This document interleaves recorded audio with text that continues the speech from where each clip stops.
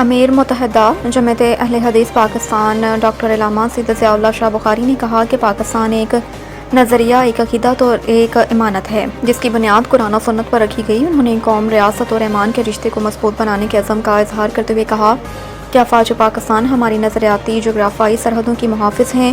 علامہ ضیاء اللہ شاہ بخاری نے کہا کہ جہاد کا حق صرف ریاست کو حاصل ہے، خود سرانہ ہتھیار اٹھانے والے فتنہ اور فساد کے مرتکب ہیں۔ انہوں نے پیغام پاکستان کے فتوے کو قرآن و سنت کے عین مطابق قرار دیا۔ فیلڈ مارشل جنرل حافظ عاصم منیر کی قیادت میں پاکستان دنیا بھر میں عزت و وقار حاصل کر رہا ہے۔ سعودی عرب کے ساتھ تاریخی معاہدہ دونوں ممالک کے دینی دفاعی رشتوں کو مزید مضبوط کرے گا۔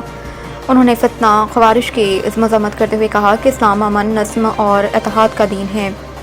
آخر میں واضح اعلان کیا کہ ہم ریاست، قانون اور افواج پاکستان کے ساتھ کھڑے ہیں۔ جو ملک کے امن و اتحاد کو نقصان پہنچانے کا اس کی ہر سطح پر مذمت کی جائے گی۔